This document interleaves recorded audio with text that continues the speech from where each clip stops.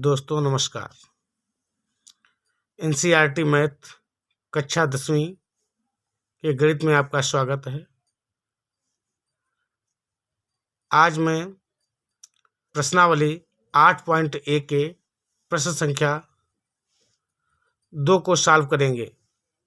अगर आपको यह वीडियो अच्छा लगे तो एक लाइक कर दीजिएगा और चैनल पर नए हैं तो चैनल को सब्सक्राइब करके बेल आइकन को प्रेस कर दीजिएगा, जिससे हर आने वाली वीडियो आपको समय से मिल सके। चलो वीडियो को शुरू करते हैं। देखिए, त्रिकोणमिति परिचय का प्रश्नावली 8.1 प्रश्न संख्या 2। जैसा कि आकृति में दिया गया है, आकृति में tan p minus cot r का मान ज्ञात कीजिए। जैसा कि चित्र में बताया भी गया है कि एक समकोण त्रिभुज दिया गया है जिसका नाम है पी क्यू आर। क्योंकि आपको पहले भी बता चुके हैं कि समकोण त्रिभुज, जो चित्र आप देख रहे हैं, समकोण त्रिभुज के सामने वाली रेखा, सामने वाली भुजा, समकोण त्रिभुज के सामने वाली भुजा हमेशा क्या कहलाती है? कर्ण। कर्ण, ये रेखा कर्ण कहलाती है। और जैसा कि मान जैसा भी ज्ञात करना हो उसके हिसाब से, जिस कोण को ज्ञात करना है थीटा कोण, उस हिसाब से लंब और आधार अलग अलग भी हो सकते हैं। ये हम आगे आपको बताएंगे। जैसा कि हम सवाल को हल करते हैं। हल, यहाँ पे हल डाल लेंगे। हल देखिए, समकोण त्रिभुज, समकोण त्रिभुज पी क्यू आर में, अब इसमें हम दो रेखाएं दी हैं। एक कर्ण दिया है और यदि कोण आर ज्ञात करें तो ये लंब हो जाएगा, ये आधार है। तो इसी प्रकार से हम तीसरी भुजा को ज्ञात करते हैं। दो भुजाएं हमारे पास दी हुई हैं, तो तीसरी भुजा को ज्ञात करने के लिए हम पाइथागोरस प्रमेय का प्रयोग करेंगे। पाइथागोरस प्रमेय द्वारा लिख देते हैं। पाइथागोरस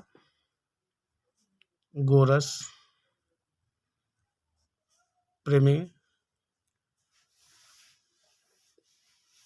से, पाइथागोरस प्रमेय से, तो इसका सूत्र होता है, मेन सूत्र होता है कर्ण स्क्वायर बराबर लंब स्क्वायर प्लस आधार स्क्वायर। आधार स्क्वायर, क्योंकि कर्ण जो होती है इन दोनों रेखाओं को जोड़ने पर कर्ण के बराबर होती है। कर्ण के बराबर ये दो रेखाएं होती हैं। इन दो रेखाओं का योग कर्ण रेखा के बराबर होती है। तो हम क्या करेंगे, हमारे में क्या दिया है? कर्ण और इधर लंब, दो चीज़ें दी हैं। तो हम यहाँ पर क्या लिख लेते हैं, हमें जो ज्ञात करना होता है उसको इधर लिखेंगे। तो आधार स्क्वायर क्या लिख लेंगे? आधार स्क्वायर बराबर कर्ण स्क्वायर माइनस लंब स्क्वायर। इस तरीके से लिख लेंगे। तो आधार बराबर जो ये स्क्वायर है इसका इधर अंडर रूट हो जाता है, तो यहाँ पर लिख देंगे कर्ण स्क्वायर माइनस लंब स्क्वायर। इस प्रकार से ये सूत्र लगेगा। तो आधार को ज्ञात करना है, तो आधार को हमने बाहर लिख लिया इधर, और जो स्क्वायर थी इसका एक अंडर रूट बन गया, और यहाँ पर लिख देंगे कर्ण स्क्वायर माइनस लंब स्क्वायर। अब क्या करते हैं, कर्ण हमारी कितनी रेखा है? कर्ण हमारी 13 सेंटीमीटर दी हुई है, अंडर रूट 13 स्क्वायर 13 की घात 2 हो गई, माइनस लंब कितना है 12 सेंटीमीटर, तो 12 की घात 2 हो गई, बराबर 13 की 2 बार गुणा करनी होती है। स्क्वायर का मतलब 13 की 2 बार जब गुणा करेंगे, जैसे लिख भी सकते हैं 13 गुणे 13, माइनस 12 की घात 2 है तो 12 गुणे 12, इस प्रकार से भी लिख सकते हैं। अंडर रूट 13 की गुणा होती 169, माइनस 12 की गुणा होती है 144, 12 की गुणा होती है 144, 144 देख सकते हैं आप, वीडियो में आपको दिखाई पड़ रहा होगा। तो 12 की गुणा हो गई 13 की गुणा 169 और माइनस 12 की गुणा हो गई 144। इस प्रकार से क्या करते हैं, अब इसमें से हम घटा लेते हैं, बराबर इस संख्या से इस संख्या को घटा लेंगे तो हमारे पास कितना बचेगा, 9 से 4 गया 5, 6 से 4 गया 2, 1 से 1 गया कुछ नहीं, तो 25 का वर्गमूल निकल कर आता है 5। आधार बराबर 5 सेंटीमीटर। तो यहाँ पर हम लिख देते हैं, ये रेखा नहीं दी थी तो इस रेखा में हम लिख लेंगे 5 सेंटीमीटर, 5 सेंटीमीटर, ये रेखा ज्ञात हो गई। और इधर की रेखा 12 सेंटीमीटर, इधर की रेखा 13 सेंटीमीटर। अब हम क्या करते हैं, हमारे प्रश्न में बताया गया है कि tan P जब P को हम क्या करते हैं, इसको कोण मानते हैं। जब इस रेखा इस P केंद्र P को कोण मानेंगे तो इसके ठीक सामने वाली भुजा क्या कहलाएगी, लंब रेखा। ये पिछली वीडियो में भी बता चुके हैं, जिस थीटा कोण को ज्ञात करना होता है उस थीटा कोण के सामने वाली भुजा लंब कहलाती है। तो ये QR जो रेखा है ये हमारी क्या है, लंब। यदि इसको हम ज्ञात करते तो लंब ये है और आधार ये हो जाएगी जब कोण P को ज्ञात करेंगे। समझ आ रहा नहीं आ रहा, कोण P जब ज्ञात करेंगे तो उसके सामने वाली भुजा जो है QR लंब हो जाएगी। जब कोण हम R ज्ञात करेंगे तो R को जब ज्ञात करेंगे तो R के ठीक सामने वाली भुजा ये है, तो ये हमारी भुजा क्या हो जाएगी, लंब PQ। तो यहाँ पर लिख भी देते हैं PQ लंब है, ठीक है। तो इस प्रकार से, और जो रेखा बचती है वो आधार रेखा होती है। जब इसको ज्ञात करते तो ये लंब, तो ये आधार हो गई, और जब इसको ज्ञात करेंगे तो ये आधार ये लंब हो गई। इस प्रकार से देखिए, कोण P है तो P उसके आगे QR लंब है, तो रेखा जो बची वो आधार हो गई। देख सकते हैं, इस प्रकार से भी देख सकते हैं या इस टाइप से लिख लें, कोण P बराबर QR लंब और कोण P बराबर PQ आधार, ये आधार हो गई। इसी प्रकार से कोण R जब ज्ञात करेंगे तो जब R ज्ञात करें तो लंब ये वाली हो गई PQ लंब और आधार QR। कोण R बराबर QR क्या हो गई, आधार। इस प्रकार से इसको समझ लेंगे। ये आपको पेपर में नहीं लिखना है, ये केवल आपको मैंने समझा दिया है कि इस प्रकार से हम इसको याद कर सकते हैं कि किस प्रकार से हम कोण R के मान को ज्ञात करेंगे, किस प्रकार से कोण P के मान को ज्ञात करेंगे। इसीलिए हमारे प्रश्न में दिया है कि tan P minus cot R, तो सबसे पहले tan P और काट आर के मानों को ज्ञात कर लेते हैं। उसके बाद हम इसको घटाएंगे। तो देखते हैं।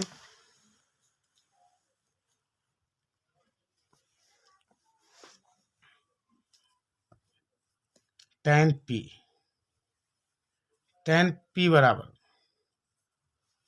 p बराबर होता है लंब बटे आधार।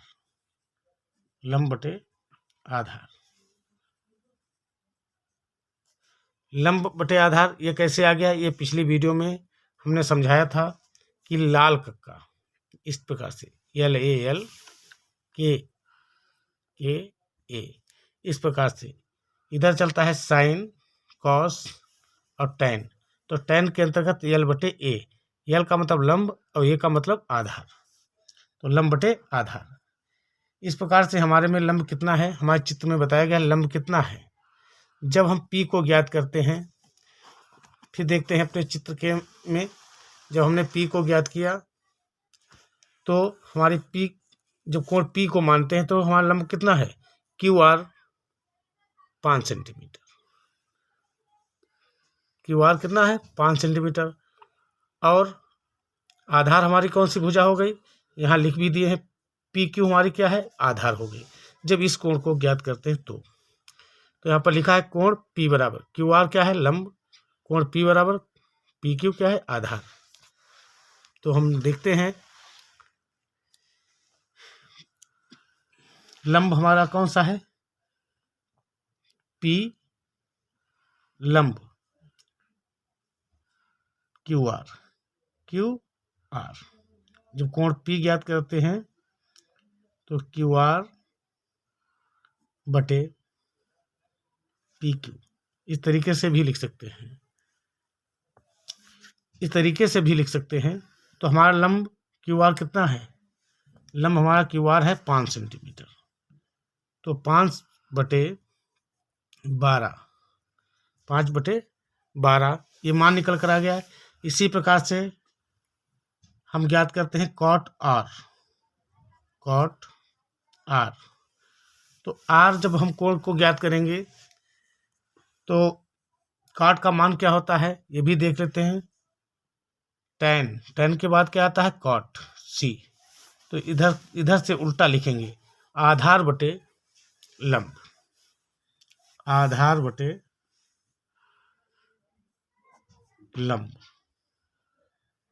इस प्रकार से लिख लेंगे।